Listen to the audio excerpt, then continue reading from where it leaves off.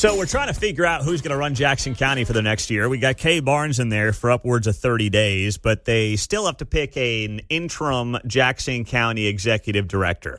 And one of the front runners is Duron McGee, who is right now the chair of the Jackson County legislature. There's a lot of drama, though, going on behind the scenes. There are 15 people who threw their hat into the ring to be the next Jackson County interim executive director. Number one, I believe the legislature should require the next interim executive director to not be allowed to run for election in 26. If not, you just have a who's who of guys who want to have power, or gals who want to have power, who want to have some level of local prestige, who want to be known, who want some attention, who want to feel like they are someone, and this is going to be their way to do it. And that's not looking out for the best interests of Jackson County residents. So it doesn't matter to me who it is, but I believe that the person that becomes the interim director should not be allowed to run for election coming up next year. That's number one. Number two here is something Duron McGee said yesterday to Channel 9. Now, he's considered one of the front runners, although I'm hearing behind the scenes that there are people looking to sabotage him. Some people like the heavies, the construction folks. Bridget Williams runs that operation. Freedom Inc., Gwen Grant, those people, for whatever reason, they do not want Duron McGee. They want someone that they can easily control. I'm hearing there may be some consolidation around someone like Phil Lavoda, who is interested in being the next Jackson County executive director. So those are just some of the things that I'm hearing behind the scenes, and that's why I've long believed that the legislature itself will not come to an agreement on who the interim should be, but instead it will end up being picked by a judge because there's just way too much politicking going on behind the scenes on this whole deal. Well, plus they got to be able to coach first base for the Monarchs, so that's just, unique set of skills. That's a unicorn, man. Can you be the interim county executive director and coach first base for the Monarchs? Apparently. Apparently so. Yeah. Although then you don't end up going to any of the meetings of your main job. I was wondering what the third base coach was doing earlier this morning. Maybe he can fill in Jackson County just till the end of Frank's term. See, third base, that's actually a skill, though. You got to be able to read the situation and tell a guy whether or not he should run home or hold up. Got to have a good rotator cuff to get that windmill going to send him around, right? I'm with you, man. First base is easy. Once in a while, you're telling a guy to go to second, but usually that's on the base runner who makes that call. Third base, you got a blind spot there. You are looking at your third base coach. First base guy is just a welcoming committee. That's really all he is. Good job. Drew the walk, got the hit, whatever. Way to go, buddy. Pat on the butt. Yeah, it's just a tap tusher. That's the only thing a first base coach does. So Duron McGee talked to Channel 9 yesterday, and obviously a big part of this conversation as well is what happens with the Chiefs and the Royals negotiations. Now, we told you exclusively yesterday on KCMO that Jackson County is a distant third for the Royals. The Royals are looking at North Kansas City. They're looking at Overland Park. And the Washington Square Park location is a distant third. We broke all that down yesterday here on the show.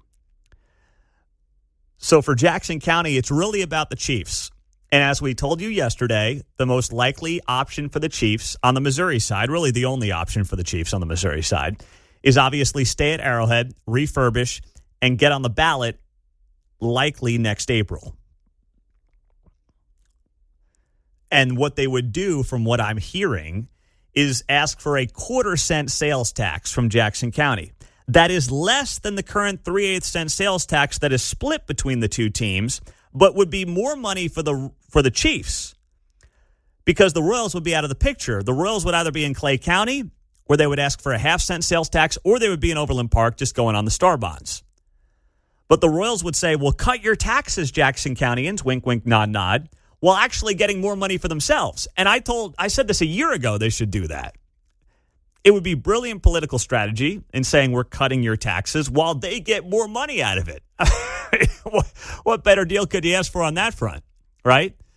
But when I hear Duron McGee say this to Channel 9, I'm like, I don't know. I question, even though I hear good things, and I don't know Duron personally, but I hear good things.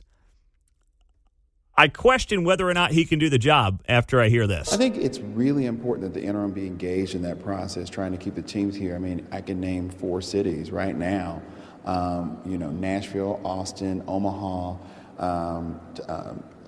Tulsa, that don't have professional sports but are cities either larger than us or about our size. Well, almost nothing he said there is accurate. Nashville has professional sports. They have the Tennessee Titans. Now, some may say that that's like minor league football with the way the Titans are playing, but that's not really the point. Well, we're not one to brag here today. Well, ain't that the truth, right? And then he says Austin, okay, they don't have pro sports. Some may say the Texas Longhorns are basically like a pro sports team. Yeah. They do have Major League Soccer, but I guess if we're not counting that, they don't have traditional pro sports, fine. But then Tulsa and Omaha, similar. That Tulsa and Omaha are not in the same galaxy as Kansas City population-wise. They're each, in some cases, less than half the size of Kansas City. When you talk about metro population, trust me, if the Royals or Chiefs said tomorrow, you guys better pony up. If not, we're going to Tulsa. Be like, please, I'll call your bluff on that one, okay? Yeah, we're heading to Omaha and sending the storm chasers to you. Maybe they can fit in Washington Square Park. I mean, anyone who's worried about Omaha or Tulsa in this conversation, I don't know if I can trust them to really handle what needs to be done here in Jackson County the next year. Please don't tell me you're afraid of Omaha and Tulsa, for crying out loud. If there are two cities I would never lose an ounce of sleep over if I'm running Jackson County, it's Tulsa and Omaha. Yeah, Clark Hunt's going to be like, you better give us what we want. If not, we're going to Tulsa. Okay, Clark, have fun with that. Enjoy Tulsa. You can play Southern Hills all you want down there. It's a great course. And outside of that, maybe you'll catch some Cowboys games while you're at it. The Stillwater Cowboys, Oklahoma State, not the Dallas ones. Go to Omaha, please. Omaha? What are we doing? I mean, it's one thing to say, hey, we better be careful. But to say we better be careful because I'm afraid of Omaha and Tulsa? Has Deron McGee been to either place? I mean, what an insult that is to Jackson County and Kansas City to even make the analogy of Tulsa and Omaha.